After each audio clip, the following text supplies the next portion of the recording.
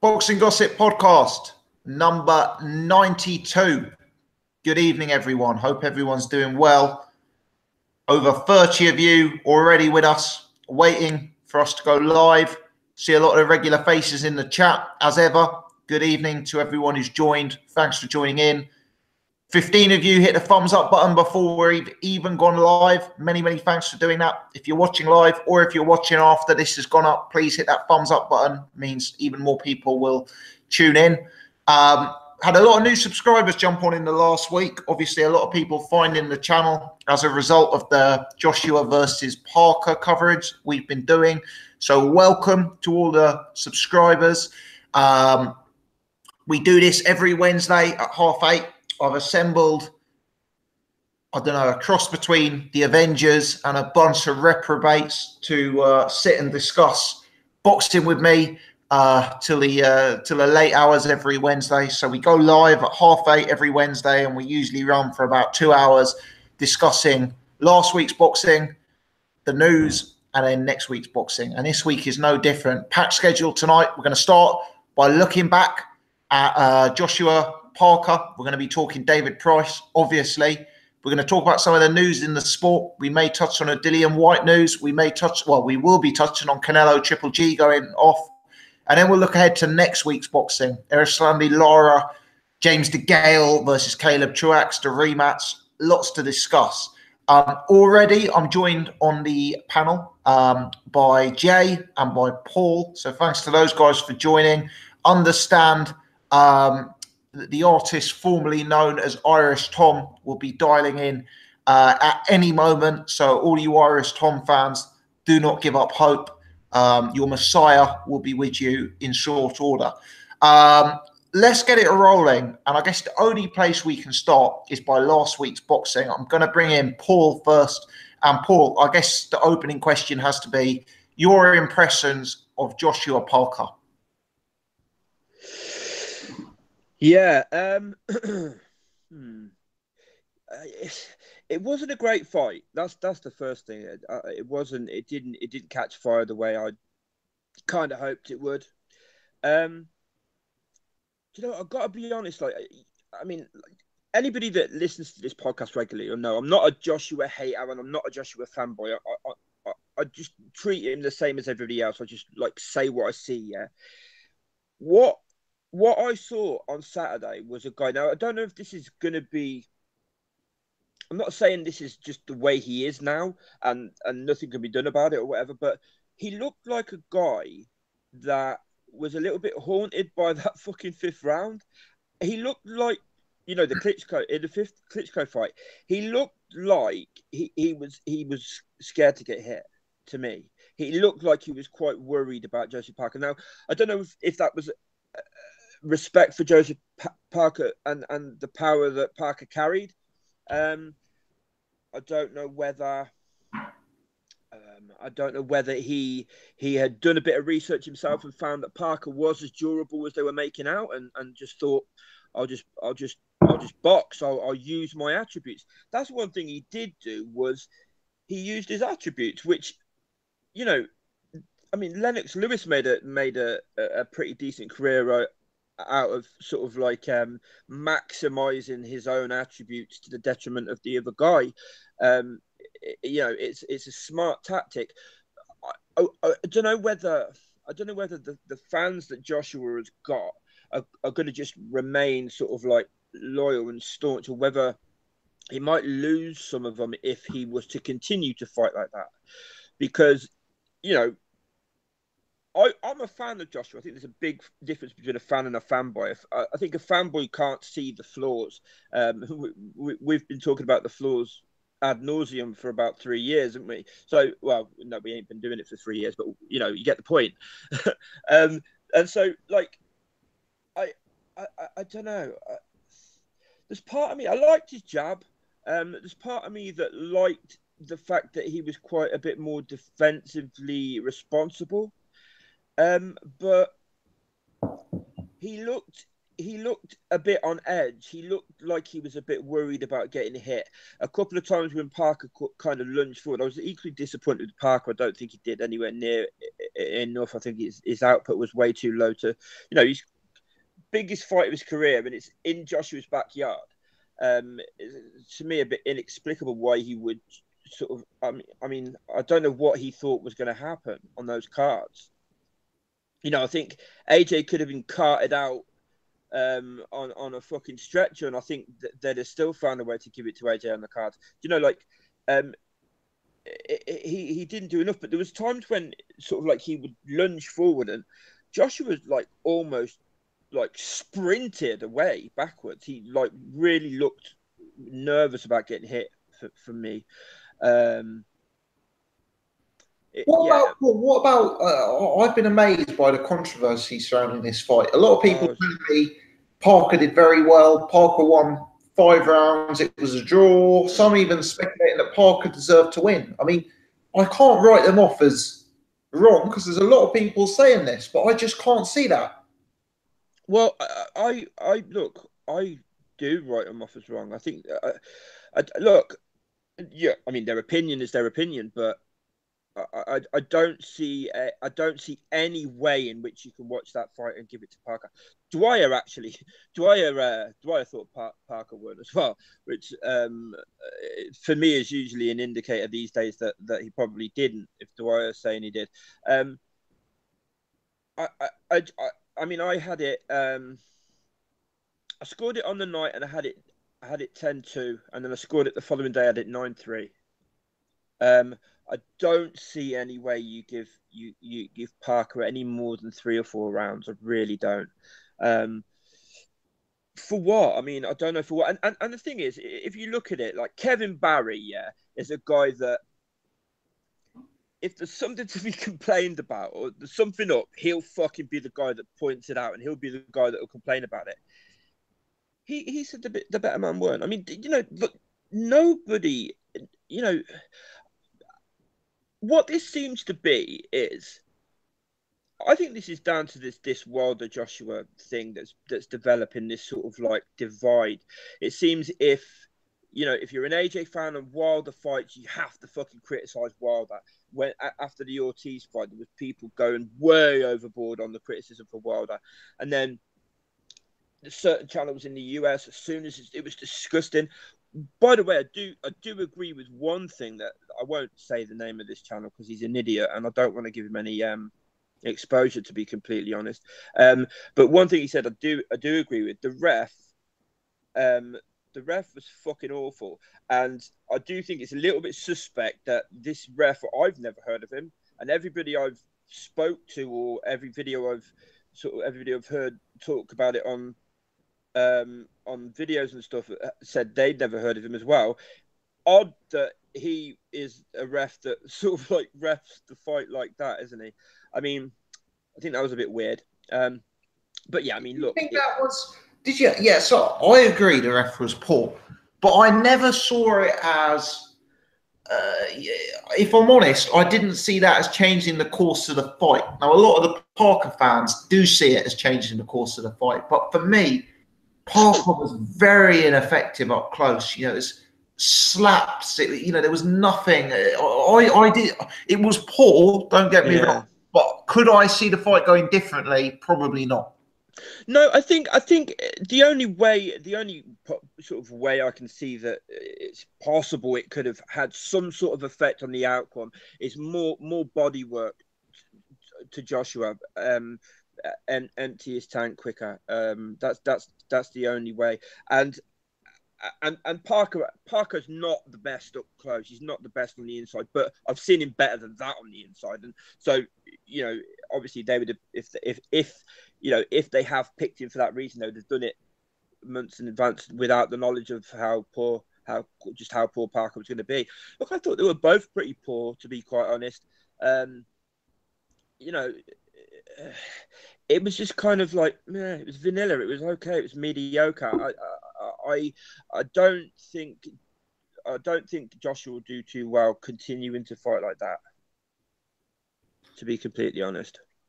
What do you make of my theory that this is a Joshua who has been working with Vladimir, and this is a Joshua who is kind of adopting that Vladimir Klitschko approach to the game? Not in that they're the same fighter, but in the sort of range, defense, less about a brawl. Because a young Vladimir was a fighter who used to get sucked in and he used to gas. Well, what did you make of that theory? Yeah, I think it's good theory, mate. I mean, he definitely used his jab, probably a bit more than I think. Maybe the Brazil fight, he used the jab quite a lot as well. But I think he used the jab quite a lot in this fight, and that's obviously something that you can imagine came from Klitschko.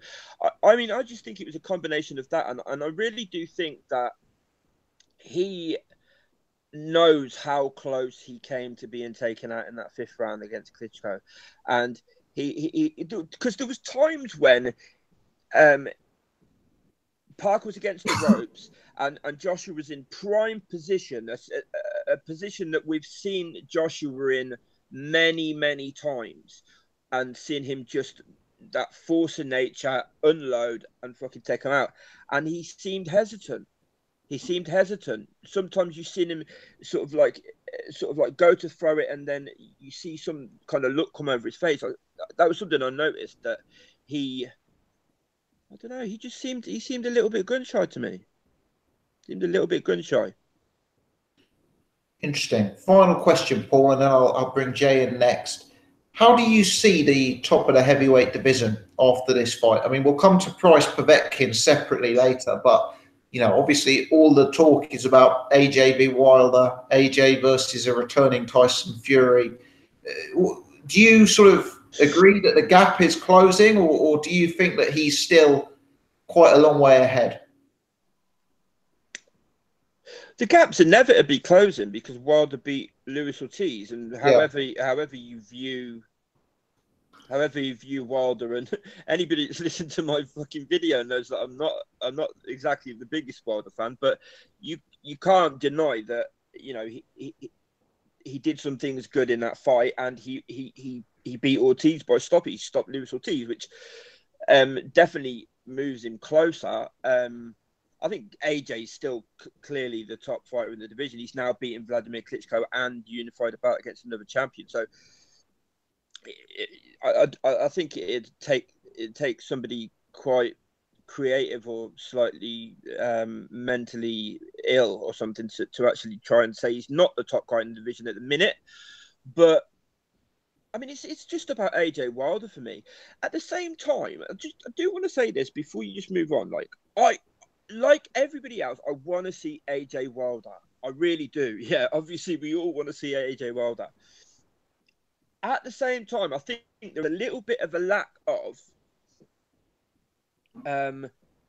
consideration of the fact that our point of view is our point of view. It's not necessarily going to be Eddie Hearn's point of view or AJ's point of view. And he has just kind of back-to-back unified heavyweight titles in his 20th and 21st fight.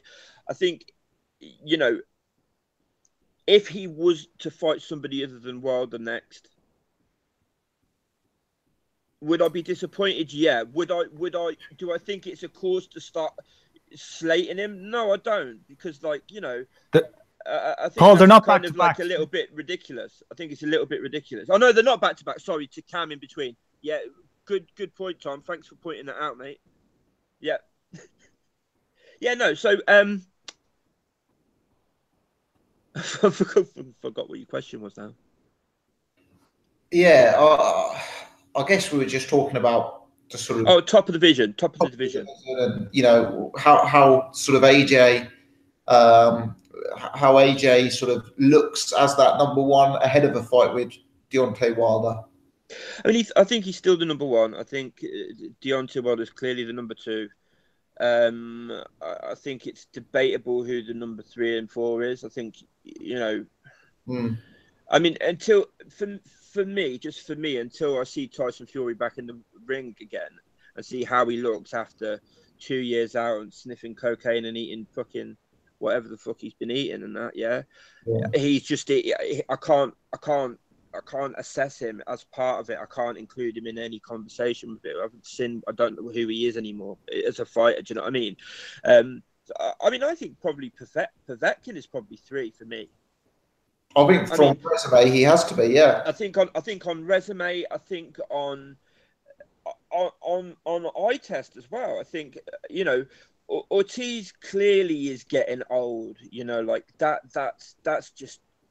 I mean, if you look at fucking Jennings versus Ortiz, and then look at Malik Scott, and then look at Wilder versus Ortiz, he's quite clearly getting old right in front of our nose. And you know, I think he's pretty much irrelevant in the division now. I really do, because he's not going to get a world title shot next, which means it's going to be probably, if he did get another one, it's probably going to be another year. Yeah. And that's another year older. I just think for me, yeah, it's really, I mean, Povetkin's not a young guy either. But I think he has to be the number 3 for me. I think I mean, I won't say anything because I know you're going to move on to Povetkin. But yeah, that's the way I see it anyway. I'll shut the fuck up and let somebody else talk. Definitely. Cheers, Paul. 140 you guys watching us live. 57 thumbs up. Please keep that going. Get some even more people tuning in. Irish Tom fans, you had a bit of a taste of the anger of Irish Tom earlier. We're going to keep you waiting for another 10 minutes or so before allowing full raids to ensue. Let's bring in Jay next. Jay, obviously, kind of continuing the discussion along the same lines as what we've been talking about with Paul. But what's your overall impression of what the lay of the land is following that fight? I don't necessarily agree with Paul that he's a bit that it shocked him. That I think it shocked him, that Vladimir fight, and he learned a lot of lessons in that fight. But this whole connection with Klitschko and seeing how Klitschko used his jab and how he went about his work, I think obviously Joshua is adapting now to his style and what he experienced in that fight. And what he showed on Saturday night was that he's changed his game up. He's obviously understands his issues with possible stamina issues, with possible being a bit weak around the whiskers, and the opportunity that he could get, put on his arse quite convincingly, and could actually get knocked out and be defeated. This is a guy now that, if Klitschko did it for a decade, being undefeated and holding on to those belts, and this is a guy that wants to hold on to his belts now, and he's going about his work a little bit more methodically, a little bit more careful, a little bit more wiser, and it really showed that on Saturday night. He wasn't quick to, he threw that right hand a couple of times and that left, but it wasn't really coming off for him. So he was happy just to sit back and let the fight progress and try and take it on that decision. So, as Paul did say, I don't know how fan-friendly this is going to be to the casuals, whether it will affect, his selling power. I don't think it will, personally. I think he's got to that level now where I think he'll just stay there now. But this is a guy now who, I mean, his post-fight interview is very telling on what this guy has become. He's all of a sudden become this super egotistical, what I perceived as something his ego has gone through the roof now. This humble guy is starting to disappear a little bit. He still throws these adages about unity and all of this bullshit. But, you can see that there is an ego aching to get through, and he's starting to, not necessarily, I wouldn't say believe his own hype, because he's done things that would make you think that he is number one in the division. So what we saw on Saturday night was really a development of Anthony Joshua. I'm sorry, and pretty much we'll see how we will see that Anthony Joshua going forward from now on, because he wants longevity. And pretty much I was thinking about opponents, but really once he's got Wilder out of the way, who out there is there for him to really consider and to worry about, you know. And he could go undefeated for a decade, because it's kind of showing up now how really we thought there was this mass resurgence in the heavyweight division, but how now really it's kind of like it is a kind of a weak division. It's a very weak division. I think he beats Wilder personally, and I think the only man that can dethrone him is Tyson Fury. As for the fight, Parker, he looked good. He looked quick. You know, his jab was nice. He snapped that jab out really quick, but he wasn't really connecting. He couldn't break down that distance. He couldn't get inside. I'm not so too sure about the referee, whether it had been any different. You know, not allowing him to do work on the inside and breaking it up quickly. I just don't think he didn't have a plan. He just couldn't negate that range, and Joshua knew it and kept him at a distance, you know. So I didn't think it was a great fight. I didn't particularly enjoy it that much. It was laborious at times. Jay, did you feel either man landed clean with their best punch at any point? It didn't happen, did it? No. And that kind of leaves like a deeply unsatisfying taste, doesn't it? Yeah. And I'm one that I do like. I'm not the one for the big knockout, you know. As someone who loves boxing, I like that so-called sweet science. But I'm not even seeing that. I'm not even looking at Joshua and going, wow, you know, that's impressive. Or I see what he did. It was still kind of very basic. It's still very come forward. He doesn't move his head. He just doesn't move his head. And I'm not looking at him going, this is like a Floyd Mayweather could go through, and these boxers are few and far between, I understand this, but a Floyd Mayweather can go through 12 rounds, but you can see, you know, the technical ability that he shows to get through those 12 rounds. I didn't really see it from Joshua. I just saw a bigger guy with a bigger reach, and a guy that was unable to negate that reach. And that is a skill alone. I fully agree with that, but I don't know how long people are going to jump on board now with Anthony Joshua. Of course, they're going to be knockouts in the future, and the knockouts are going to come when he has to start fighting lesser opponents.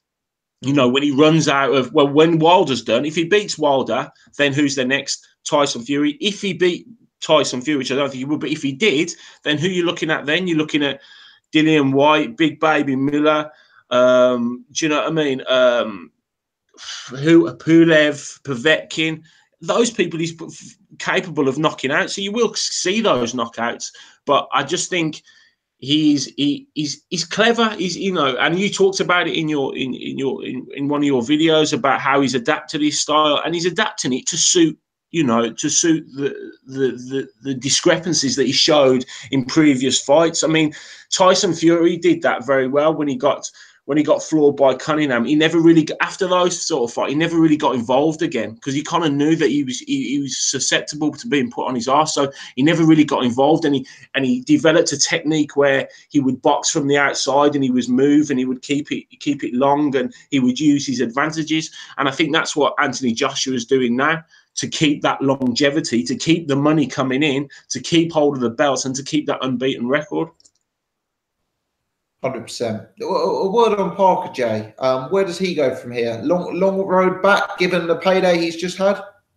Well, the issue with Parker is now, and this is the issue when you have one belt, one guy that holds all the belts. He's not going to fight Anthony Joshua for, say, he'll probably get another chance if he keeps on winning and et cetera, and gets into ranked place. But you're talking 3 years, you know, by the time he's going to get back there, because the problem being is, he's going to be hard to sell. He's going to be a hard sell now.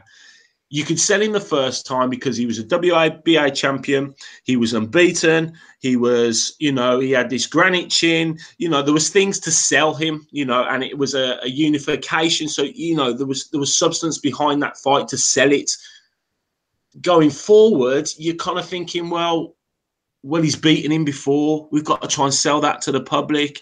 You know, he hasn't got any belts. He hasn't. Do you know what I mean? So because of how poor the fight it was as well, and the fight wasn't great either.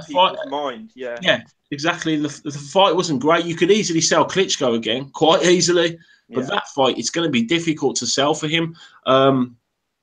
It will come back because he's only young. I think the whole you know, what you said about the big payday, that is a big factor. I think if he was a little bit older and had a lot more fights, I think that would definitely be an issue. But I think because he's quite young and still fresh, and I think he probably looks at that fight and thinks, I could have won that, or you know, I could have done more, you know, because he could have done more. But I just don't think he knew how to, as I say, negate the range. So I think he'll look at it and think, well, I didn't get knocked on my arse, I didn't get really badly beaten up.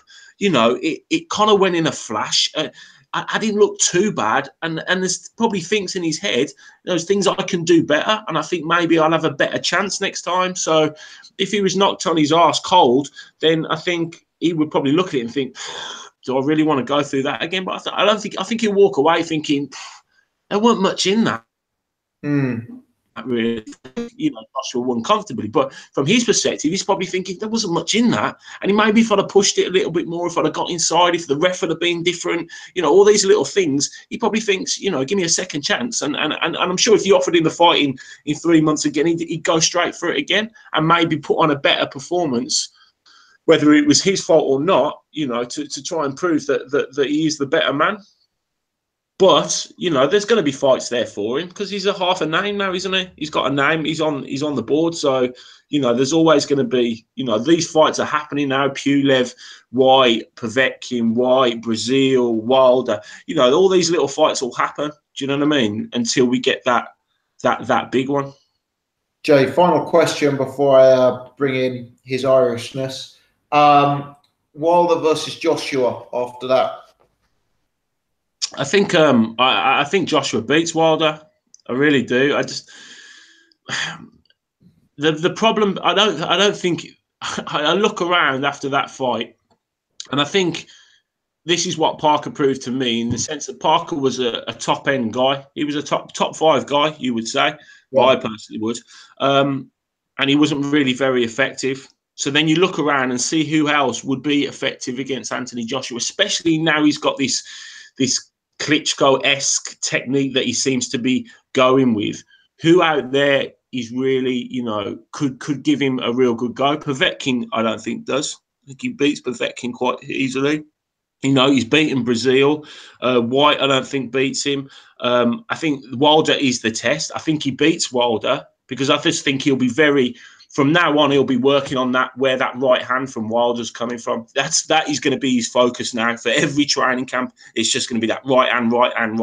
And because he's not so gung-ho now and very conservative about the way he fights, that right hand, Wilder's got to catch him with it. And I just don't think I think Josh was disciplined enough now not to let that happen. So the only person after he beats Wilder, as I keep saying, is Tyson Fury, because Tyson Fury is almost impossible to train against. You know, so the Tyson Furies of the world come around very, very rarely, and you can't get sparring partners in like a Tyson Fury, you know, unless you get Hughie Fury. That's the only way you're going to get. So you're going to always be fighting and sparring with these guys that will come straight ahead and that will move a little bit, but not too much, that won't shift from orthodox to southpaw. So, yeah. Going back to it, I think he beats Wilder because I think Wilder's, again, quite orthodox, but just fundamentally all over the place. Footwork, terrible. The one thing I will say about Joshua, what he struggled to do Saturday night was close a ring off. He cannot close that ring off. He cannot cut an opponent off. He struggles with that big time, and that's because that sort of movement. But Wilder's not going to give him that. Only Fury will give him that. So yeah, he will negate that right hand of Wilder and come out on top. Yeah, I guess with Wilder, you know, Wilder's had some fights where he started very quiet. You know, picture the Ortiz fight, the Washington fight. You could see Wilder giving up the first 4 or 5 rounds. You can see Joshua just taking an approach to the fight like he did against Parker and maybe sweeping the first half of the fight.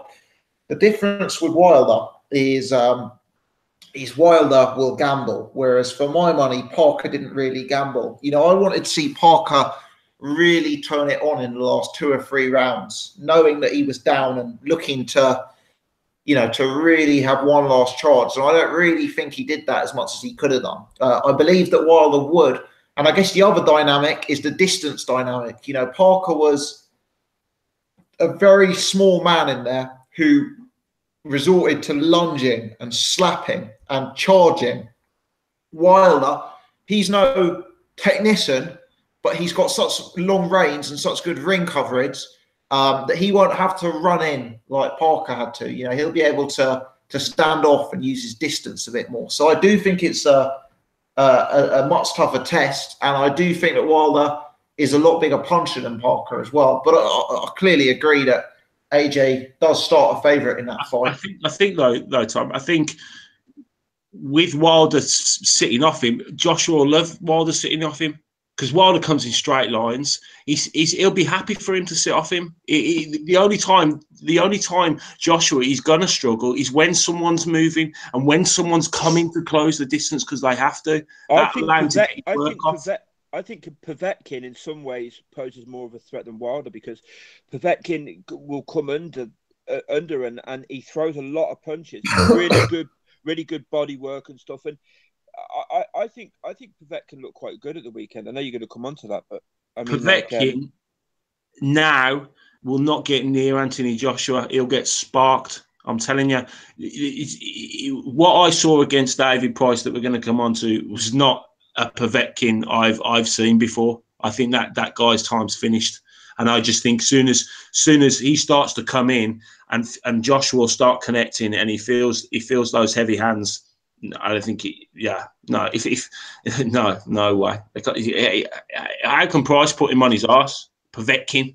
Do you know what though? I don't. You see that punch? Like there wasn't a lot in that. I think he was off balance.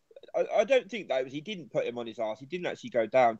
If you look at that, because if he weren't for the ropes, he'd have been on his arse. I know, but he was stumbling back. Like he was. He wasn't hurt. Well, it took him around to recover, Paul. For me, he came out in the fourth punch drunk, and he didn't really find his feet again for a round. You know, I think I'm inclined to agree with Jay. Too old, too small, too clean. Do you know what? Do you know actually? You know what? You could be right on that, because to be completely honest, when I was watching that fight, somebody else was here, and I wasn't completely, paying that much attention to it. Really? So you could be right. I'll concede that you could be right on that. Let's bring in Irish Tom, and then we'll come back to the Povetkin and Price, because I think that needs full concentration. But let's start by bringing in Irish. Tom, give us a sound check, mate. How you doing? Good evening. Can you hear me? Yeah, I'm going to turn you up ever so slightly, mate, but you're coming through clear. Thanks for joining. Give us your review of the big fight, mate. Well, I think it kind of went like I expected it to go. Shout out to that guy. I think it's Michael Foots, who does style breakdowns and video analysis. But it's essentially AJ was a bigger, taller man with the better jab, and he controlled the distance in and out. And Parker wasn't able to land. He telegraphs his shots, and AJ was able to get out without getting hit. I thought it was a terrible fight. I thought it was a very boring fight, but I thought AJ won it clear. I think Dwyer is having a nervous breakdown. Scoring that fight to Joshua or to Joseph Parker, you just need to be on some extra special type of medication. I gave it, I think, about 10 rounds to 2. I couldn't even argue with 11-1 or 9-3, but I find it hard to give any more than 9-3 to Joseph Parker. I think Parker showed better than expected defense on the back foot. But the thing is, what good is going 12 rounds? What's the point in going 12 rounds when you've got the 3 world titles on the line? You become a major star. You become the heavyweight unified triple unified world champion, and you don't even try in the last couple of rounds. You can't have thought he was winning that. I couldn't believe that. I couldn't believe why he didn't go for it more. It just made no sense to me at all. It's the fucking heavyweight championship of the world. Chuck Wepner against Muhammad Ali went for it more than that. He had more success. It was very disappointing. I wonder if it was because he felt the power, and I know this is how did he feel the power though, Tom? He wasn't even hit. Well, I know, but you know, I mean, the guy's been in there with the Takams and Ruizes of this world. Maybe, you know, just spending the time in the ring with Joshua, he could see it was a completely different level. You can tell people's power from a jab as well, especially if you're used to fighting guys with not much power, and then you get in with somebody that's got quite a bit. Everything they do, every time they connect with anything, including a jab, you get a sense of how hard they're hitting you. Yeah, I agree with Tom though. Like, I was expecting a massive charge from Parker. I was expecting Parker's whole game plan to be about taking Joshua late, make the big man work, drain his stamina, you know, and have a massive charge in the final three. But maybe it was Parker who was the one who was tired. I don't know. I mean, and then in the 12, when the 12 started, there was no doubt in my mind that Parker was going to go for it. I thought there's no way he can not go for it. Surely he doesn't think he's going to get a decision. So I thought at least the last round's going to be decent. Wasn't the case. What the hell is what the hell is wrong with these heavyweights that they don't put it on the line? There's so many of these heavyweights don't put it on the line, you know. I think I was very disappointed, you know, very, very disappointed. And to me, like, he operated in the same plan for essentially 12 rounds, and he was happy to lose on points, you know, happy. It's heavyweight championship. It's the prize of all sports. Guys have gone out on their shields trying to win this in the past. And Joseph Parker just tippy-tappy in there. You know, I don't get it. I don't get it, especially when you talk all that big talk about knocking people out.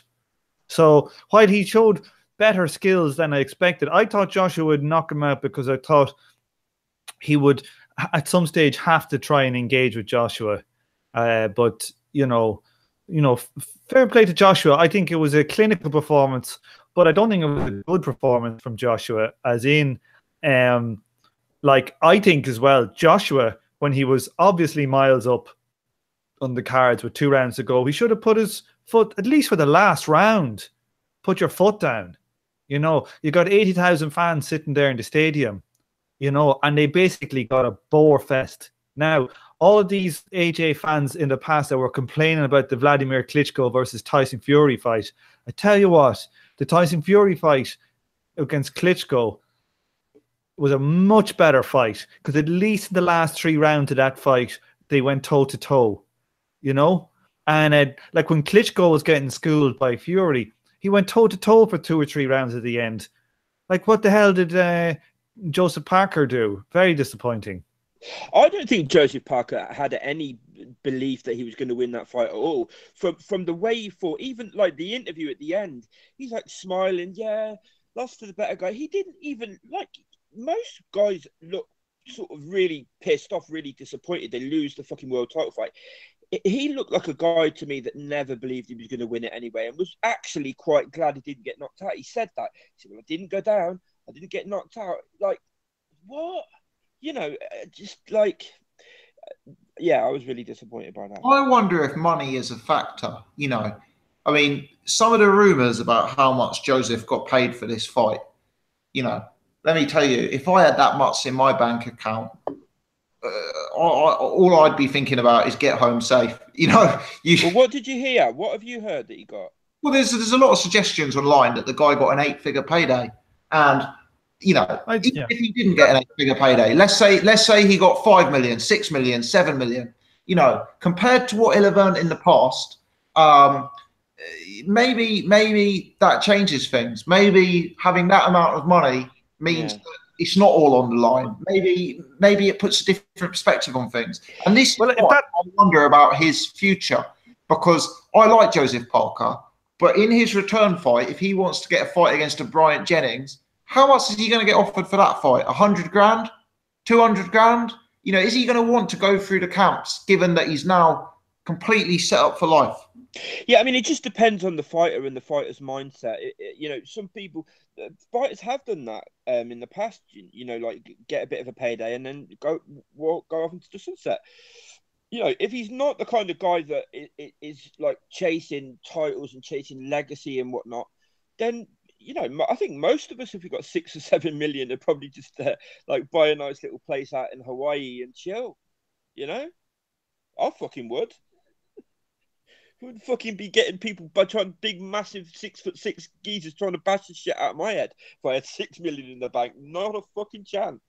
Yeah, yeah. I'm exactly the same. Exactly the same.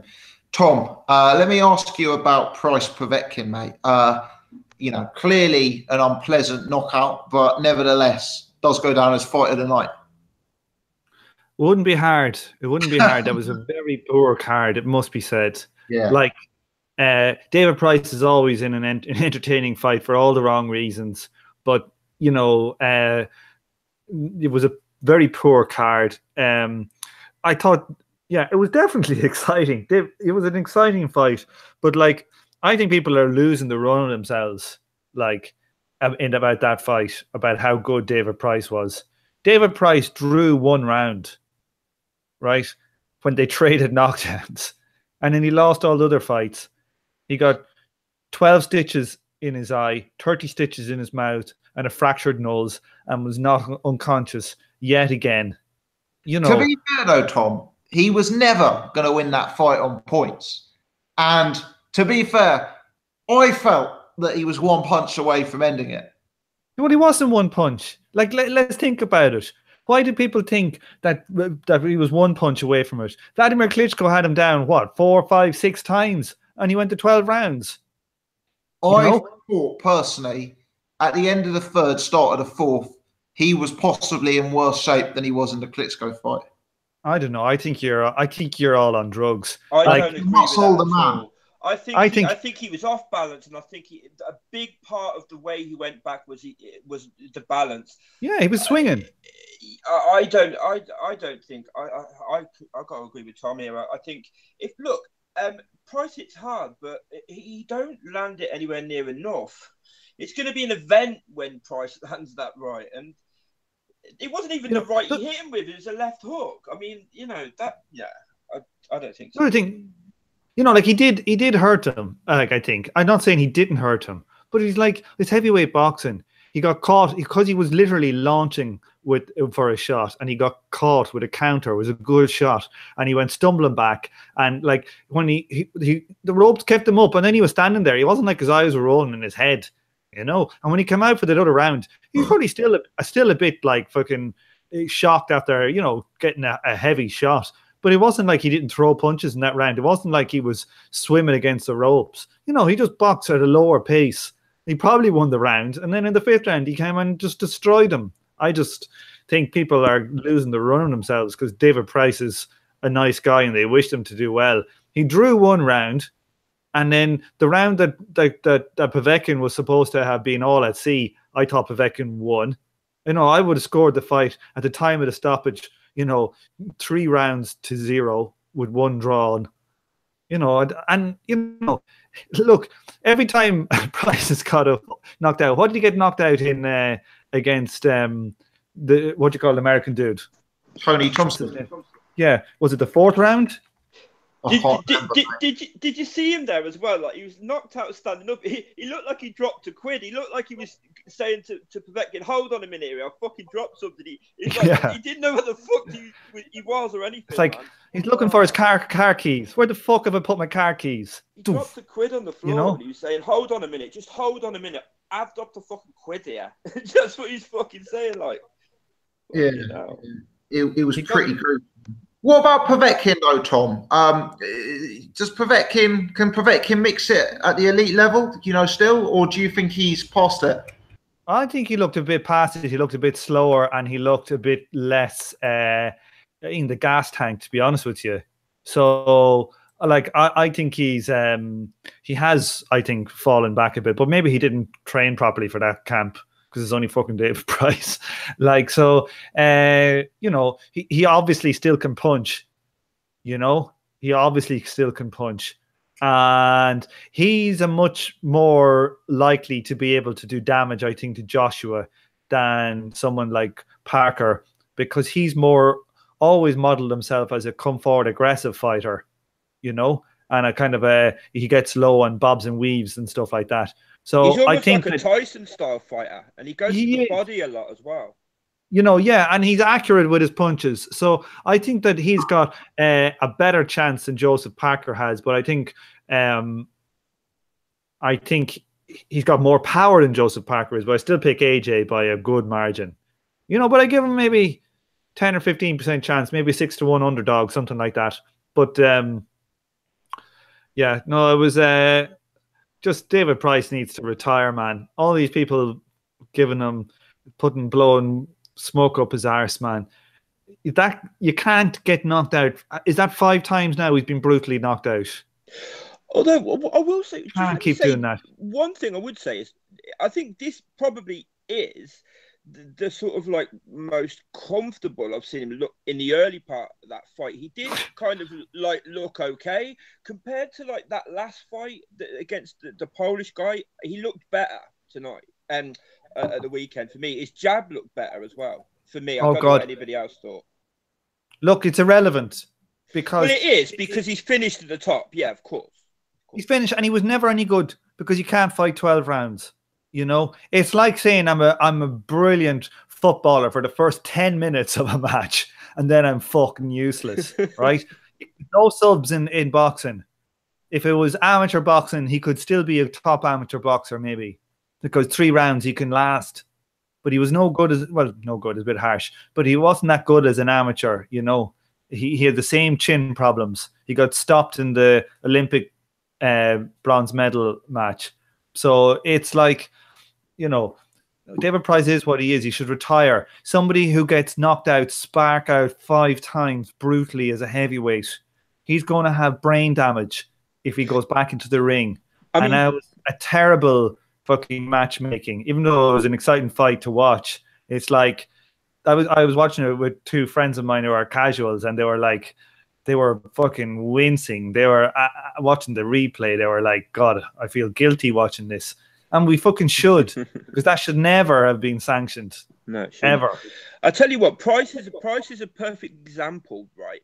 A perfect way to teach people. This is the reason why we shouldn't hype fighters up. Look at the way we hyped Price in the beginning, yeah.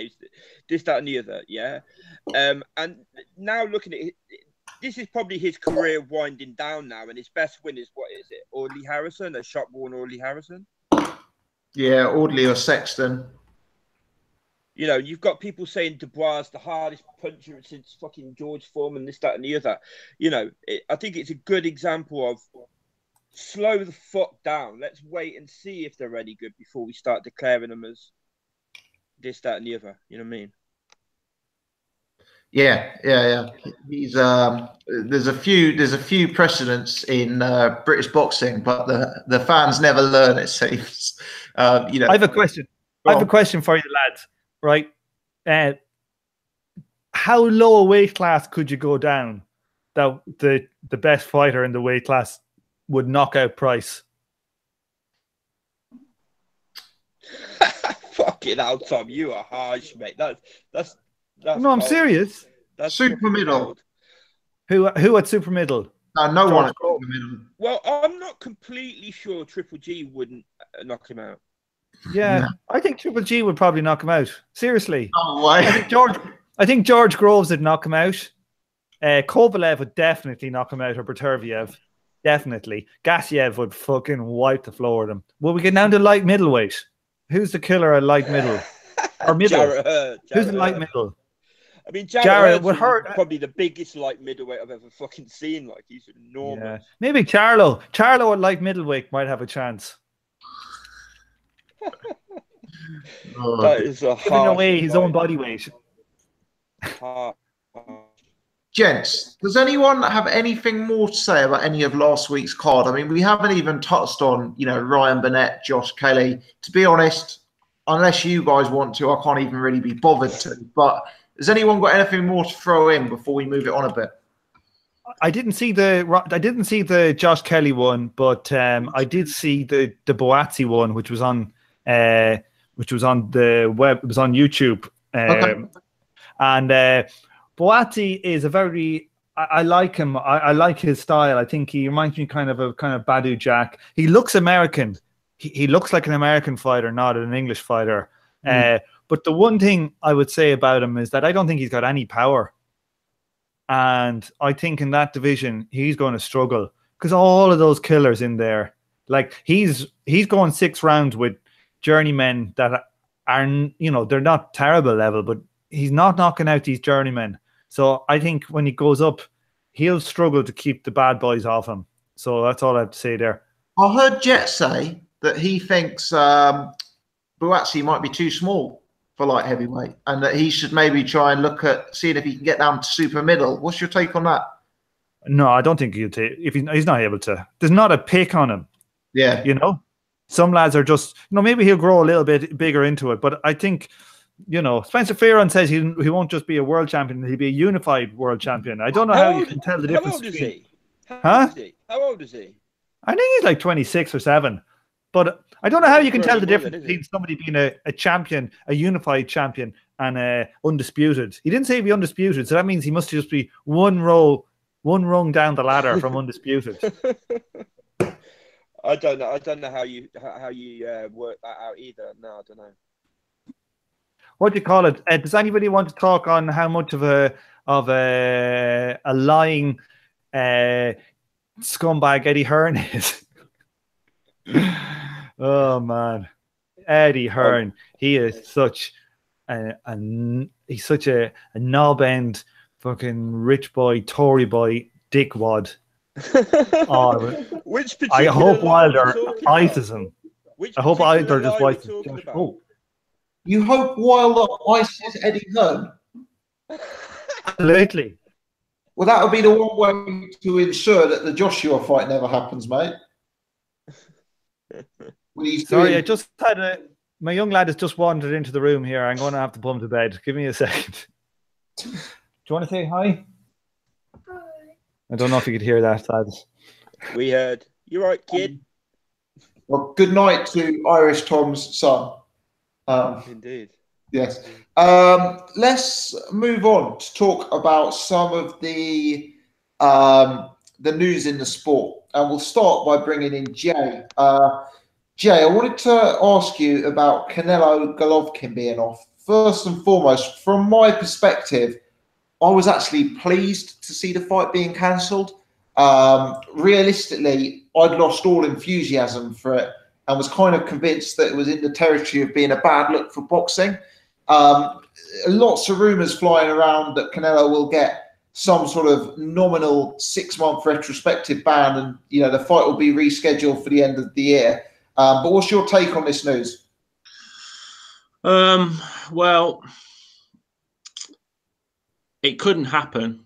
It just couldn't happen. You know, it would make a mockery, really, of the whole system, because I think with public pressure and people within the boxing game, you know, saying that, you know, nothing would happen because it's Canelo and there's too much money behind it. You know, the Nevada State Commission really had to do something, but they've done it half-heartedly. I think he will get this 6-month ban just to show, look, you know, we did something and we reprimanded him, but that fight will still happen in September, most definitely, which really just makes well, we've been through this on the podcast so many times about, you know, and it's such a big issue now with performance enhancing substances. It's kind of just a bit of a joke now. I mean, 6 months is just, you know, absolutely ridiculous when you're getting cyclers that test for, you know, performance enhancing drugs and getting 2-year bans, you know, and this is for cycling. We're talking about combat sports here. So where people can get seriously hurt. So yeah, it does leave a sour taste. Canelo pretty much is still denying it, you know, and will probably take it to his grave, even though I think we're pretty much sure that it's a load of bollocks and that he did take the drugs knowingly. And how long he's been on them, we don't really know. But, you know, it did take the shine off the fight. You know, and when I left last week, when I had to jump off, and I was listening after, and I was listening to Paul talking about Stephen A.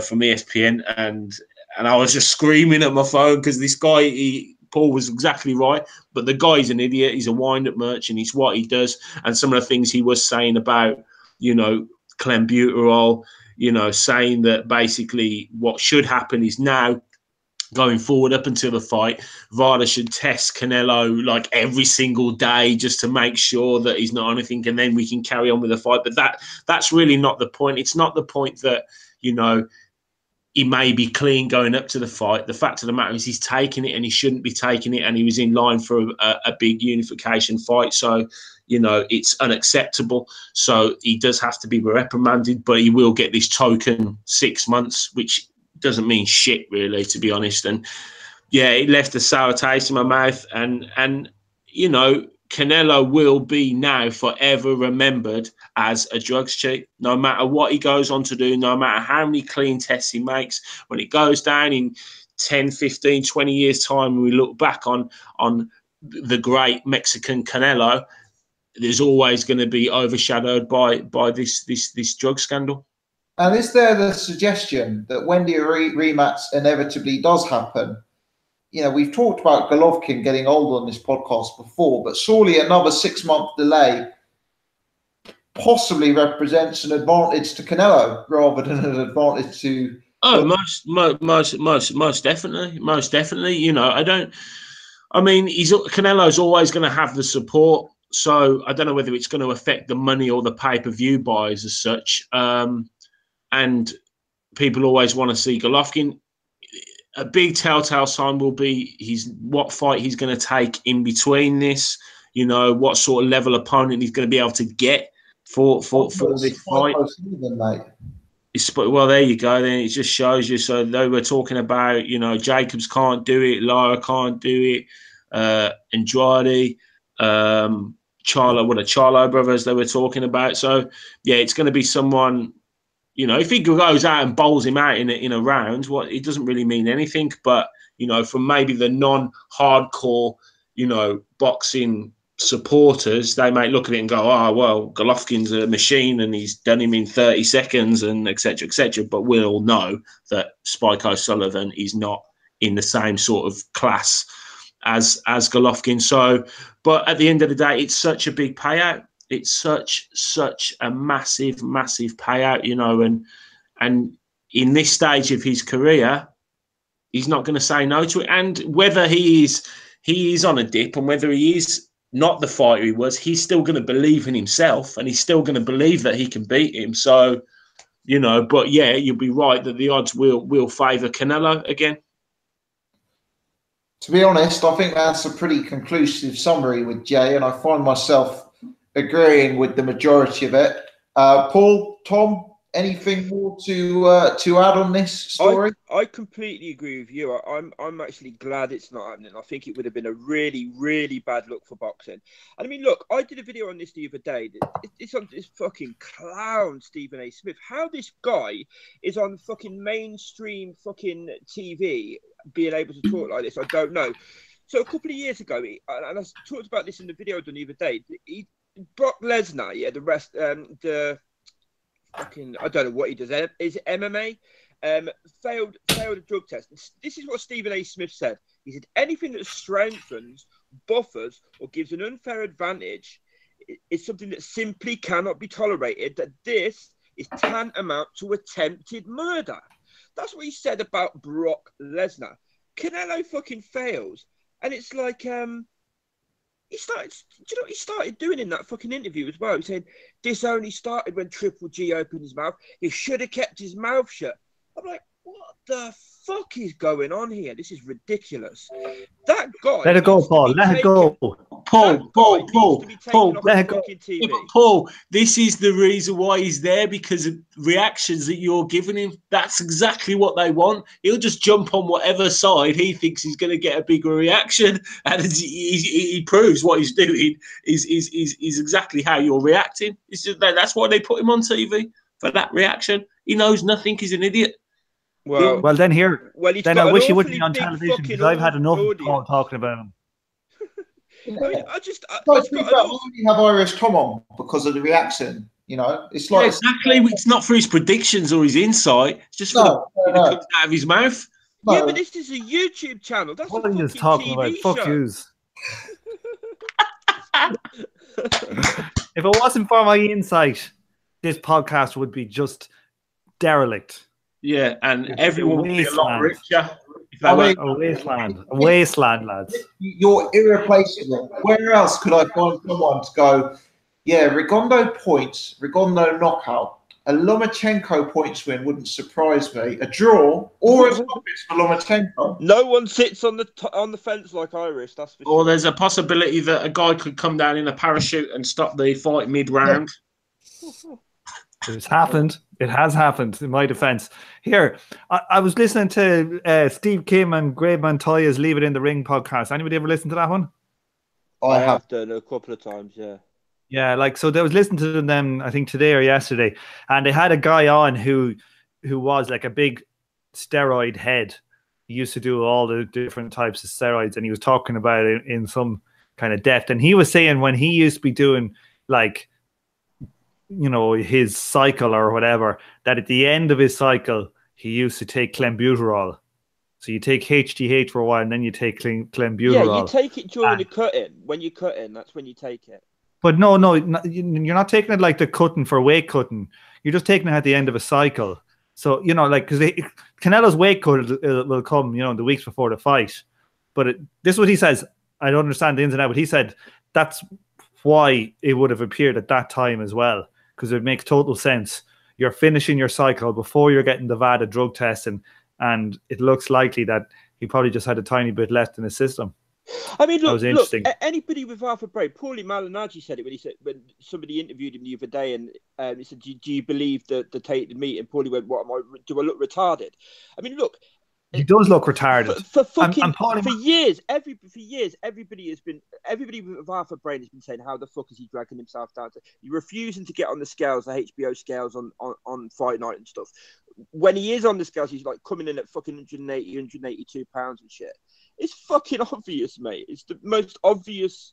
I mean, like, who's shocked that Canelo was fucking on this? Well, I tell you, Paulie Malignaggi. If Canelo was a Showtime fighter, he wouldn't be opening his fucking mouth. Yeah, he's the one that slags off Manny, who never failed drug tests, and then Floyd, who got caught for failing drug tests. Using an illegal IV. He never fucking says a word about Floyd. Yeah, so Paulie Malignaggi is not an arbiter of truth. I'm just talks saying his own book. I'm talking about the reaction. Paulie Malignaggi talks. Yeah, I know, but I wouldn't pay any attention to Paulie Malignaggi reaction. He said he could beat Manny Pacquiao about 2 years ago as well, which I found quite laughable. Look, I think anybody who's cutting weight comes in with extreme low body fat and high musculature, a type of body shape that hasn't been seen that was never seen in boxers in the 1970s, outside of one or two freaks that were probably early adopters of steroids. All of these fighters that look like that you have to be suspicious of them, every single one of them. There was a picture of Anthony Crolla from his back, and I swear to God, his back looked like slices of beef. You know that picture of that bull that's been fed steroids has been doing the rounds in Twitter with Canelo. Have anybody seen that, like, steroided up bull? Well, Anthony Crolla's back looked nearly identical to it. You know, so there's a load of fighters out there that we have to be highly suspicious of, particularly the ones that are extremely big for their weight classes. I mean, look, the thing is as well, yeah, I think Triple G beat him very convincingly the first fight anyway. Then you've got the fact that Canelo fucking handed over the bout, the WBC bout. He clearly hasn't wanted to fucking fight him in the first place anyway. Then you factor in the last fight. I didn't really want to see this anyway. Then add this fucking, PED thing to it. I'm glad it's not happening. I'm glad it's not happening. Tom, let me ask you about another piece of news, because I happen to know it's one that you have an opinion on. Dillian Whyte versus Kubrat Pulev for a final eliminator. The rumblings seem to be that this fight's actually going to happen. I've just done a video on it. I see it as a very competitive fight. What's your take on it? If Pulev is 80% of the fighter that he should be, it'll be an easy fight for him. He'll jab the face off Dillian Whyte. He'll give him a boxing lesson. Easy work. I'm not sure. Pulev's 36 and whatnot. Do you know what? I can't figure out. I just got home a little while ago and found out this fight was happening. Why the fuck is Whyte taking it? Like, that's the thing I can't understand. Like, what? Like, I thought he was like right, sort of like about to fight Wilder or something. Like getting to the mandatory spot for Wilder. Why would he take a fight like Pulev, who look, Pulev's only ever lost to Klitschko. It strikes me as a weird. I've kind of said the same thing because it's for a mandatory at Joshua, and realistically, you would think the Joshua fight for Whyte will be made as a voluntary, regardless. That could be made any time in house. Made any time. So I view it, and Pulev isn't a pay-per-view fight. It's not a fight that's going to sell a load of tickets. So I'm dubious that it happens. The only thing I would say is that WBC route for Wilder's belt. The WBC are particularly difficult when it comes to calling their mandatories. And, you could easily see Whyte sitting there on the sidelines for 12 months, 18 months, etc. So I wonder if that is, a contributing factor to why they're considering it. I don't understand why people like the Pulev that fought Derek Chisora, he'll just do exactly the same thing to Dillian Whyte. He's a much better than boxer than Dillian Whyte. I mean, but he'll definitely win the battle of the jabs, and I don't see why he slipped that much in 12 months. So didn't Kevin Johnson go the distance with him though? Didn't Kevin Johnson go the distance with Pulev? But he won every minute of every round. I know, but I mean, like, all right, okay. I mean, I don't know. It's true. I remember because I had money on that by the knockout. That's a fighter that's declined for me. If you can't get rid of Kevin Johnson in 12 rounds, the age of Kevin Johnson. I mean, yeah, I think there's risk factors to Pulev in the same way there were risk factors to Lucas Brown. Now, I don't think those risk factors are as established as the Brown fight, but he'll be 37 years old. He won't have fought a live body for 2 years. He's had this weird situation with injuries where it's kind of given fans the appearance he didn't really want a Joshua fight. Kind of risk factors surrounding Kubrat Pulev. He's kind of had an odd way about him in terms of the way direction his careers went recently. Whereas Whyte has been super active, appears to be peaking, etc. It may be a case of right time. Well, I totally and utterly disagree. I think that Dillian Whyte is a very easy fight for him, barring the judges. I'm with Irish on this. Writing them. I think Pulev has a really good technique of making things a little bit messy and could really box him at range and he tends to just get through fights, doesn't he? Really well, Pulev. So yeah, I think he beats Dillian Whyte. To be honest, I think it's all wrong for Dillian Whyte. Where will it be though? That's the other question. Because if you imagine it going to be here, right? This is it, and this is what I've said in my video. Pulev is going to have to come out and win 10 rounds, isn't he? Yeah, this is the thing. Because Whyte's durable and Pulev isn't a puncher. Eddie the Envelope, isn't it? Eddie the Envelope will be out in force. I think any of you judges will favour Dillian Whyte's style. Did any of you PC stance to take, Tom?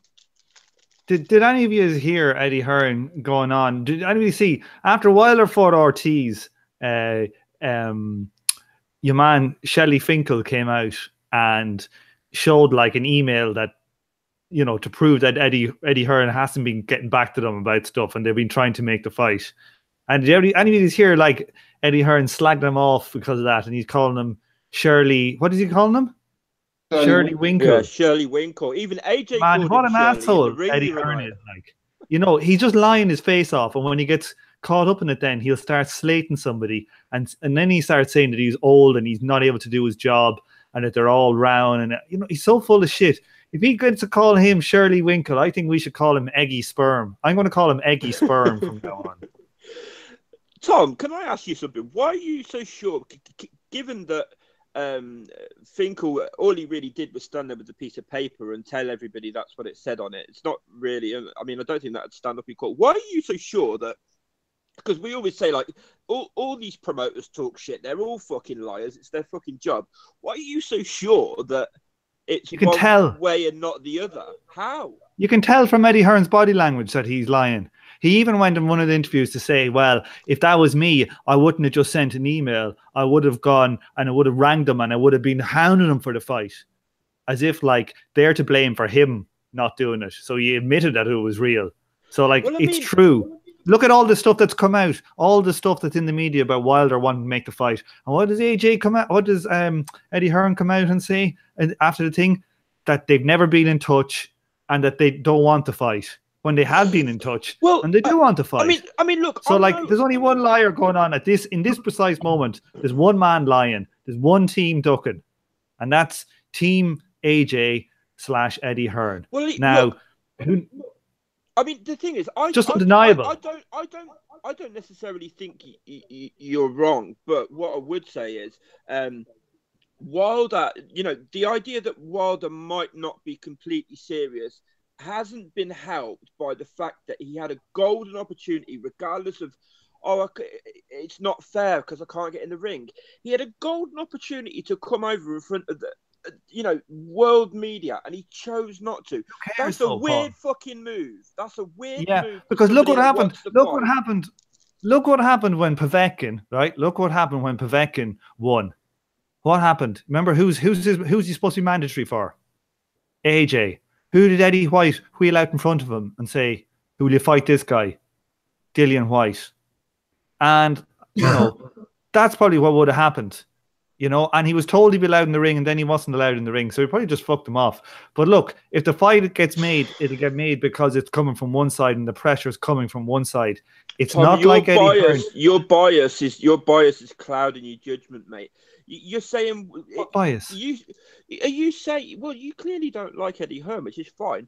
But I don't like any of the promoters.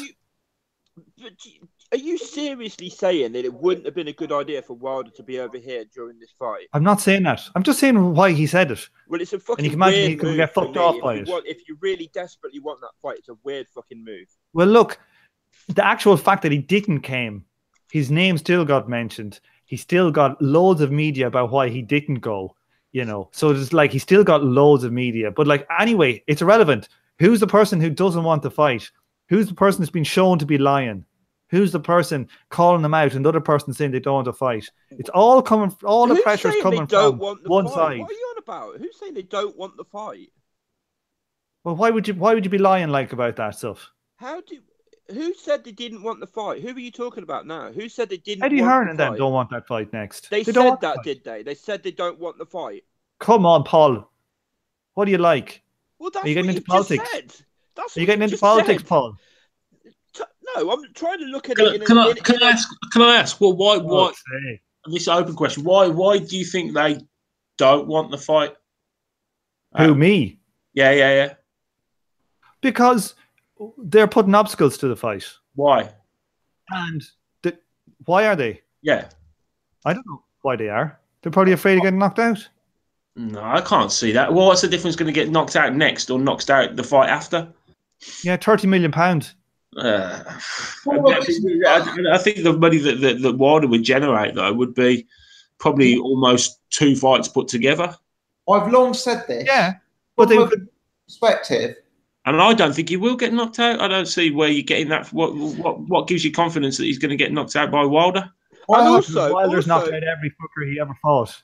I have some sympathy for Tom's opinion here. And I'll tell you why. Because from a pure business perspective, I think there's 2 other fights that Hearn could make that probably represent the same or very similar amounts of money. And Hearn perceives them to be far lower risk. So I think he wants to take those fights first whilst waiting for Deontay Wilder to get a little bit older. And I think if you look at the heavyweight division, there's 3 mega money fights for AJ out there. Maybe 4 if you include a Dillian Whyte rematch. And 3 of them, I think Hearn perceives as easy money. And one of them, I think he perceives as a big risk in Deontay. The thing is, the only hole in that theory, Tom, is, right, because you're saying, basically, he's trying to have the Tyson Fury fight first and do it in an order where they make the most money.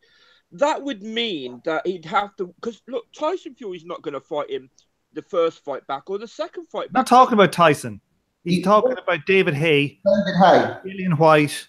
David Haye and Dillian Whyte. Who's the other one then? Who's the other one then? So I'm saying the 4 fights are Haye, Whyte, Fury, and Wilder. But what I suspect happens is as follows: Haye knocks out Tony Bellew. Joshua versus Haye is made autumn time.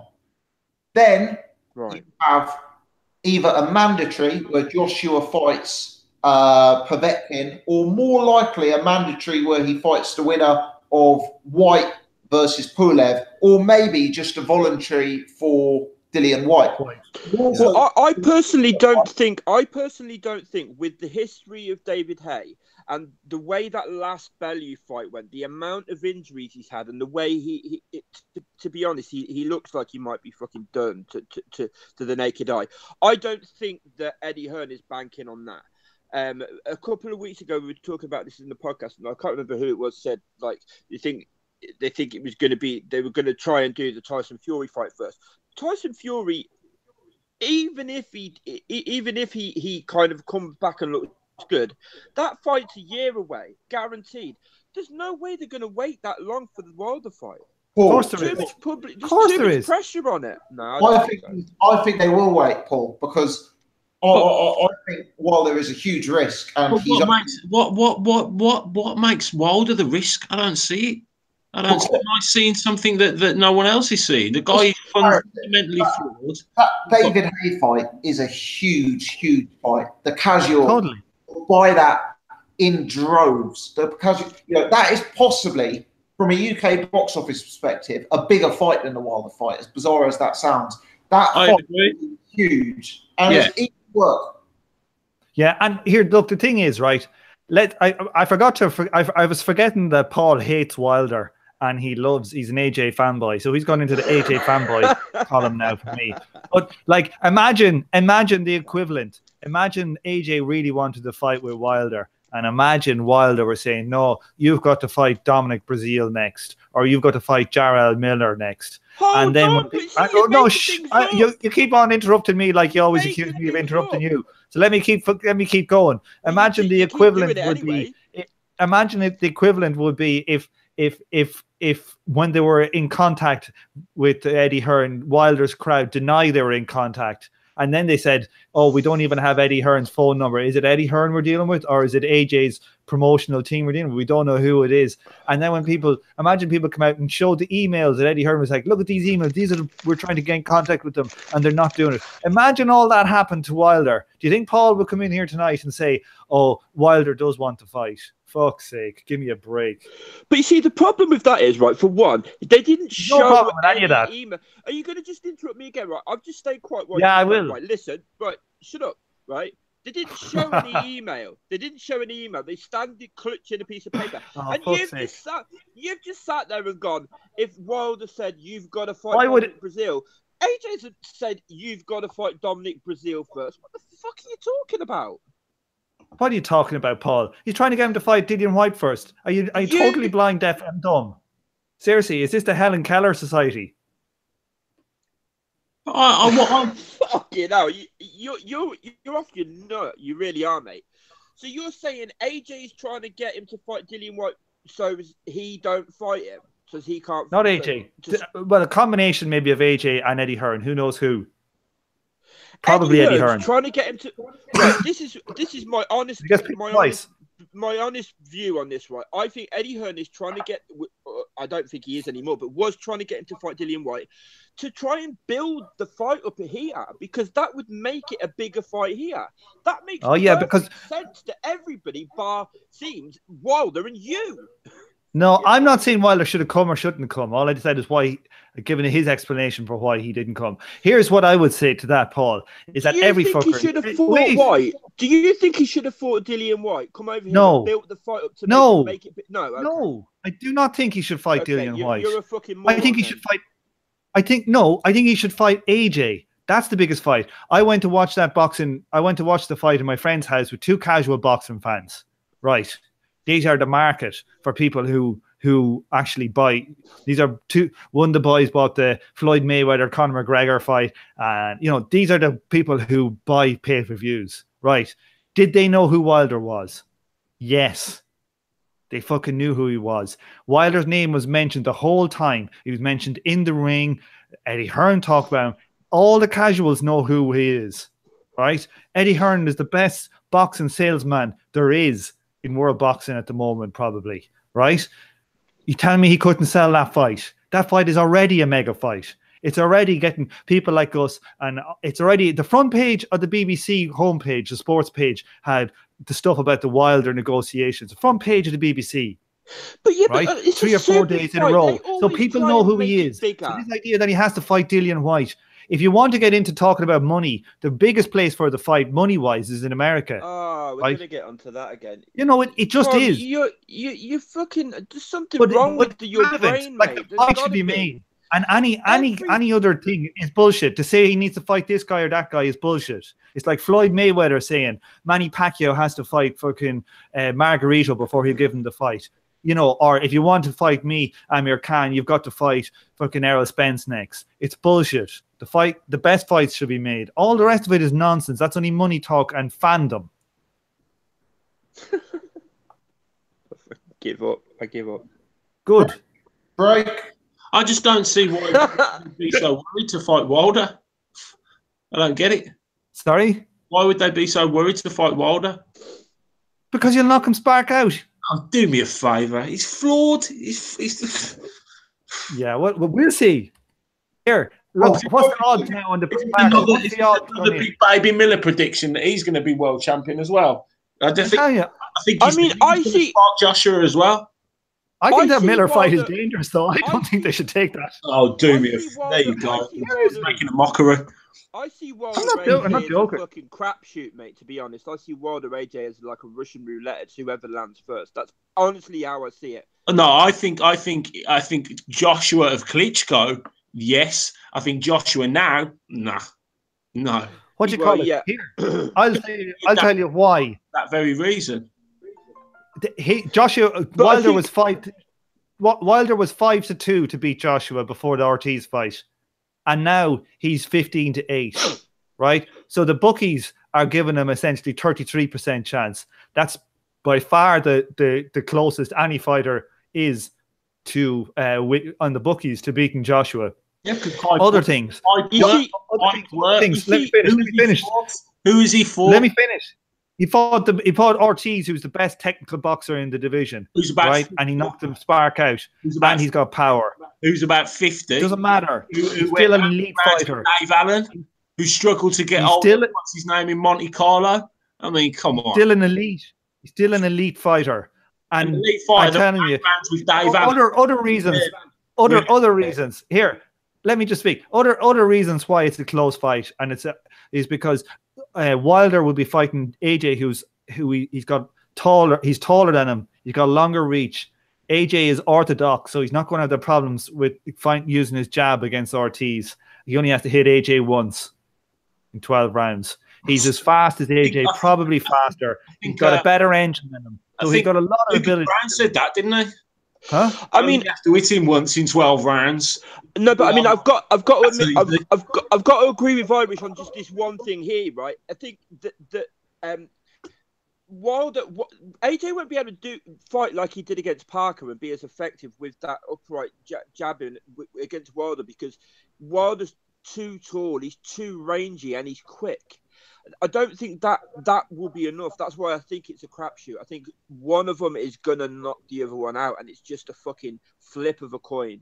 That's what I really think about that fight. No, I don't think. What I was, so I'll jump in.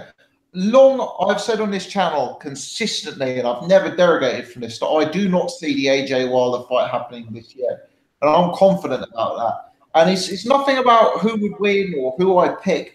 I just think that from a pure business perspective, there are much lower risk fights for similar reward, and I don't think they're ready to gamble the cash cow of British boxing just yet, when there's so much easy money to be made.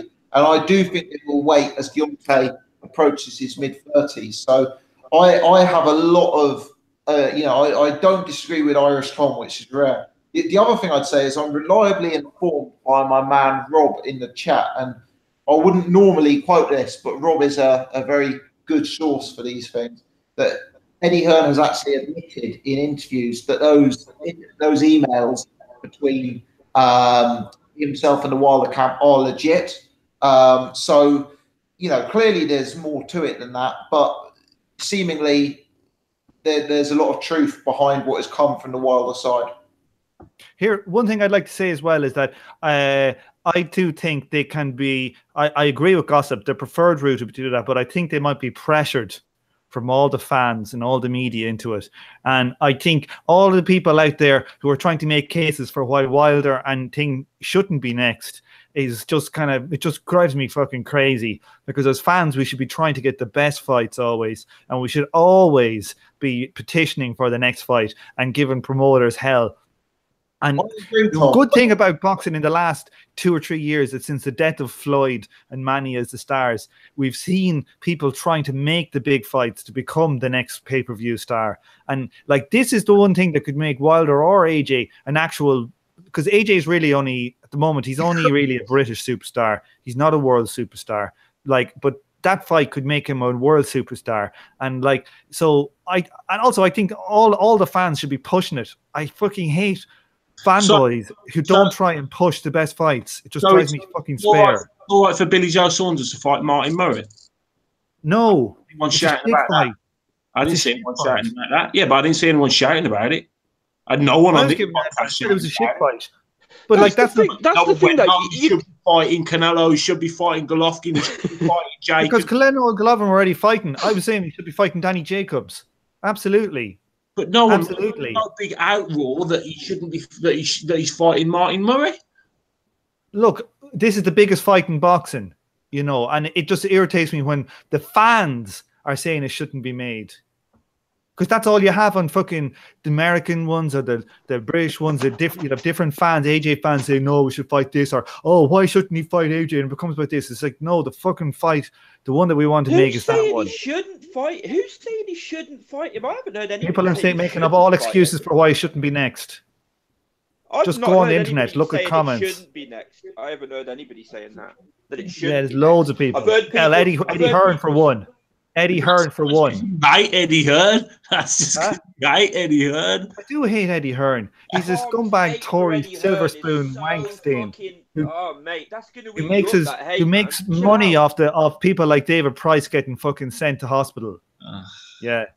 He's a scumbag. Yeah, he is a scumbag, but why are you letting it fucking bother you so much? It's eating you up, that hate, man. You're gonna give yourself a fucking ulcer. Well, you're the one that eating me up here. You're the one that's eating me up here defending Eddie Hearn. Yeah, you still watch his cards. Jesus Christ. Yeah, I do. And that's 2 pay-per-views I watched of his, and I haven't had to pay. Tom. Brilliant, lads. Brilliant. If anyone's listening and they actually know Irish Tom, get him some kind of tranquilizers or something. Give him a spliff or something to chill him out, calm him down. Anything. Did I even notice there's some fucker in the chat calling himself Thomas O'Brien? That's my name, you bastard. Don't be trying to pretend you're me. Is there actually? There is, yeah. Let me know if they're saying anything too ridiculous, and I will take appropriate culling. No, they've said only very reasonable things. Get him on the pod. Get him on the pod. Yeah. Okay, lads. One's enough, I think. One's enough. David Hay decapitates Tony Bellew in 1 round, comes out with a super catchy slogan, the Joshua fight is made, I tell you now, there will be hysteria. And the 237 hardcore fans who are tuning into the Boxing Gossip podcast will pale into insignificance about the amount of people believing that if David Haye can just land one last haymaker, it will be all she wrote. I just see it as absolute hysteria, and I've said that for a while, but you guys know I get just as many wrong as I get right, so let's hope this is one I'm wrong on. But there you go. Right, guys, I was going to move it forward to next week's boxing. Anyone got anything more they want to add on any of the news before I do that? Was there any American fights at the weekend? No. Very quiet. Just the AJ card. This weekend, we have Erislandy Lara versus Jarrett Hurd and a rematch between James Degale and Caleb Truax. Jay, let's maybe start with you, mate. What are your thoughts on this weekend's fights? Oh, we lost Jay. Jay, you're there. You're on mute. We'll come back to him. Paul. Maybe, sorry, mate. Sorry. Go ahead, Jay. Your take on this weekend's boxing. We're talking about Degale Truax. Degale Truax and also Lara Hurt. I think Degale will come back and convincingly win, even though that's not a theory believed by a lot of people. A lot of people believe that possibly he's at the end, possibly he's lost that edge, possibly. I again watched your video, and you did talk about having such a lengthy career, and when you told me about when you said about how long it had been since he fought George Groves, I was quite taken aback myself how long ago that was, when it just feels like yesterday. So, but I think he comes back. I think he beats him quite convincingly. I think he's probably got a point to prove. I think he is a fighter that is purely after paydays now. I think the glory is not there anymore, and there's too many big paydays for him to really, fall foul at this stage when there's so many big fights on the horizon. So I think he wins convincingly. Hurd Lara. I hope Hurd beats Lara because I don't like Lara particularly. I find him dull, but I think Lara takes that one close. I kind of feel like we need Jet's input on Hurd Lara. That's a very Jet fight, isn't it? Yeah. But I think he takes it close myself. But I think he does win. It's an Irish Tom fight as well. I'm well up for that fight. Are you? What's your take on it, Tom? I just really like Jarrett Hurd. I love his style. I love a good pressure fighter, a relentless big pressure fighter like a Margarito. I think that's the bookies have it very tight. Yes, they do. It's 5-4 you get on Hurd. I feel like Hurd might be the man to do it. I don't know if Lara likes the pressure, and Hurd's pressure is uber relentless. There's hardly a professional fighter in world boxing just like him. Jarrell Miller is similar. One of these just like physical specimen types, and I would, I feel like Jarrett Hurd to do it, but it's hard to go against the boxer that's Lara. But I'll go Jarrett Hurd to unify. I'll put my neck out. I think Jay is wrong on Degale. I think just because he's got big fights coming up doesn't mean he's going to put on a great performance. I think you could make the same argument before the last fight. No, I think it's completely different from the last fight. I think the mindset will be completely different from the last fight. Oh, I know, but you could have made exactly the same argument that because he's got all these big fights coming up. Yeah, but I wouldn't make that argument. I made that argument now because he lost. That's why I'd make that argument, because he's got a second chance at redemption, and I think he'll take it with both hands. I agree with Jay on this because, look, Truax had been knocked out only 2 or 3 fights, I think, before that by Anthony Durrell at middleweight. And I think I don't think Degale took Truax seriously at all. Did anybody take Truax seriously? Nobody predicted Truax would any other outcome other than James Degale beating the living daylights out of Truax. And I think James Degale is quite an egotistical guy. He's quite a complacent guy, and I think he just took it as a given. I don't think he'll make that same mistake again. And I think if you look at the two guys at their best, I think James Degale is a much better fighter. So I agree with Jay on that. I think he's shot though. Like James Degale reminds me of like when Barry McGuigan came back and after he got defeated by Cruz and he came back and fought some lower level guys and he just didn't have it. And I think Degale might be shot. You got all the signposts of a shot fighter. You're getting 3.5 to 1, even up to 4 to 1 on a guy to win, and he's at home. And I just think that even Degale at 80% still beats Truax. Well, what percentage was he in the last one? You know, when was the last time Degale? Less, because his mindset wasn't right. His mindset was all wrong. In the last one. His mindset was all wrong. Yeah, as Paul said, he thought this was going to walk in the park, and it wasn't. Yeah, he was mindset is what. He was looking to get on Sky. Sky wouldn't give him the fight. He just wanted a little payday because he hadn't fought for a while. So they pulled up a name, said, "Yeah, I'll fight him. That's a payday for me." Just before Christmas, took it too easy and got found out. And it won't happen. It won't happen the second time. Can you remember everyone's reaction when the Truax fight was announced? Exactly. Everybody. Yeah, but the thing is, lads, shit fight. He's a middleweight. That's a shit fight. But lads, he took the mother and father of hammerings off Badujak. You know, and he's got a shoulder injury or whatever. So it's like he's after being on a lot of hard fights and he took a hammering. The Bute like, and he lost that fight. It's not like difficult fight as well. Actually, that Lucian Bute fight was quite difficult as well. And the other thing is, lads, it's not like and the Porky Medina, and it's not like the fight that he had with Caleb Truax. He didn't. It was like, you know, he got narrowly beaten in a boring point fest. He got his arse handed to him. You know, he got beat up. So I'm very skeptical. He's 32. I mean, like I think he's got enough left. I think it's. I did think that after I saw that fight, but like the more I think about it, I think it's maybe early days to be writing him off completely. I have a feeling he'll win this one. I'm really looking forward to the Lara Hurd fight. I've been thinking Lara's looked like he's slowing down a bit since a few fights ago. I can't remember which one it was. Who did he fight? Who did he fight about two? Who can it be?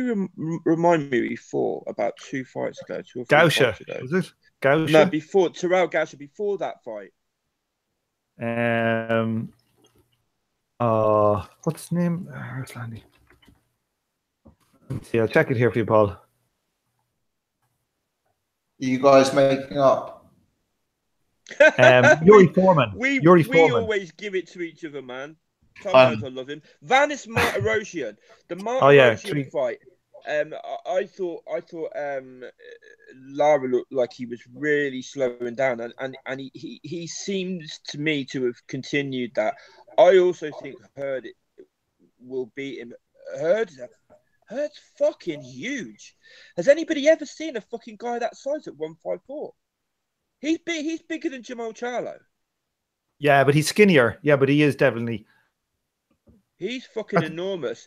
He just keeps going and going and going, and he's quite a versatile fighter as well. He doesn't always fight the same way either. You know, like I've seen him fight differently to that as well.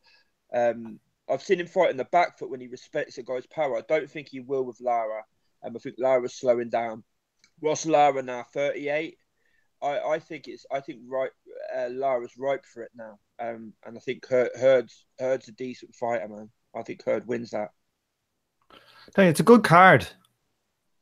Who else is on it? Degale Truax, Lara Hurd, Julian Williams, that's J-Rock against this other prospect, Nathaniel Gallimore, Sergio Mora versus Angulo, and then some like young prospect types. There's 4 well-matched fights there. Probably the card of the year so far.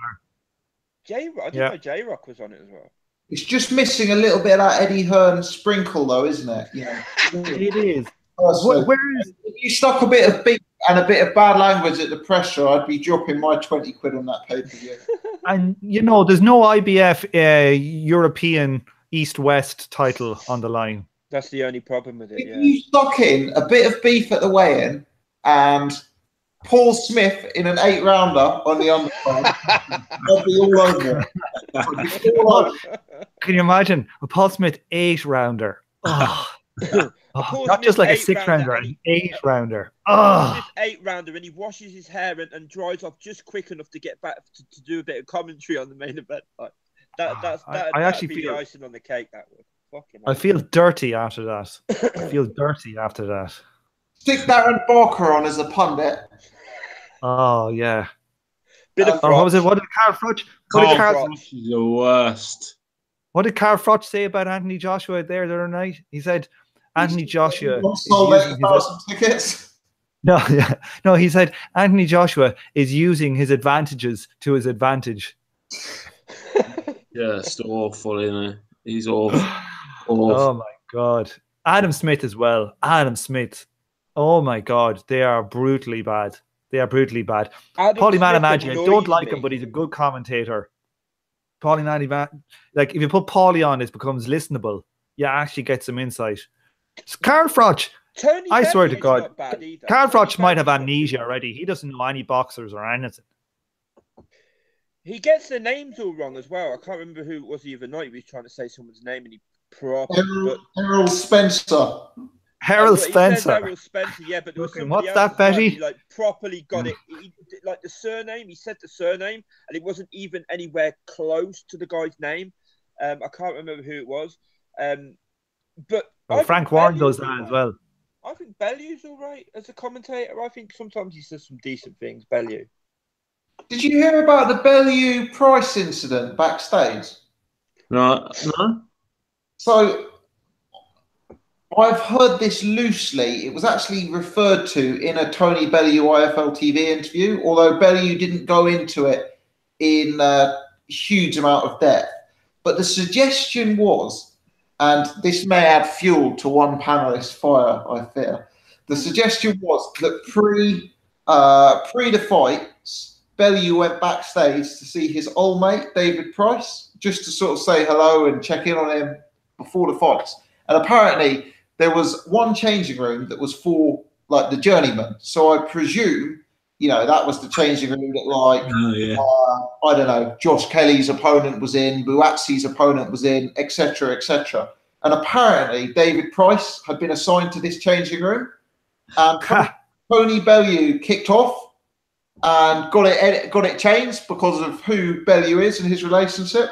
But I thought that was, that if true, and I don't see why Tony Bellew would lie, if true, doesn't that show you just what a brutal game this is? You know, that David Price is just hurled in the journeyman's room. Hey, did anybody hear about that geezer that blagged his way in to the and actually got into the ring? Has anybody heard about this? This guy, he fucking got up some pictures on the internet of the promoters' passes. There's a whole video on it on YouTube. He fucking laminated them and that, put it around his neck, snuck in. He fucking got through each stage of it, and he ended up in the fucking ring with AJ at the end. He takes a picture of himself in the ring with AJ. Never paid a penny. Got all the way into the fucking ring. I thought it was hilarious, man.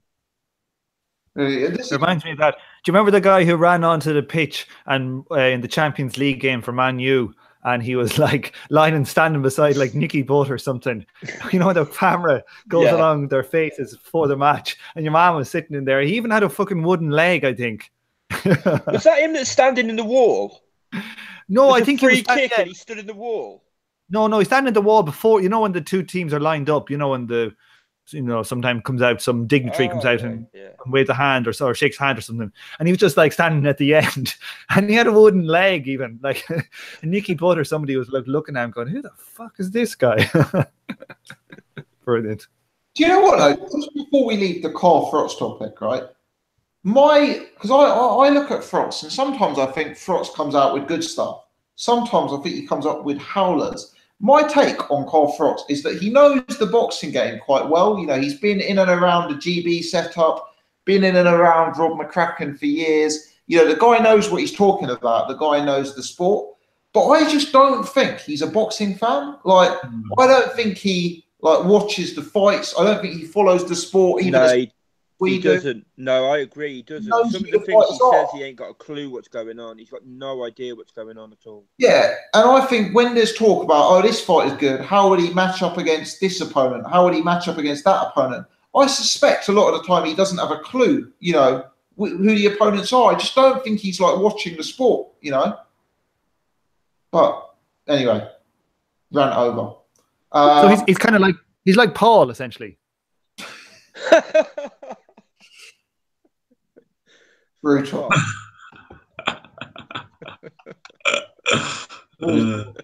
Out of order. Anyone got anything more to say about any of next week's boxing? Oh yeah, that's it. Is there any other fights? Let me just check. You couldn't see any on my searches. Is that Terry Flanagan fight still on the week afterwards? Has that been kind of ditched for now? I believe that's been ditched. Another one bites the dust for Perel Terry, huh? Yeah. I think, mate, it was at the O2 Arena, wasn't it? I mean, you couldn't have Flanagan, Maurice Hooker as a standalone main event. Oh my God, that would be bad. That would be a bad fucking main event. Great, look. Even the Terry Flanagan fan club on Twitter would struggle to vote that one. Eddie Hearn the other day in an interview as well. Eddie Hearn was talking about the Warren BT deal and how many fights Frank Warren was supposed to put on this in the first year.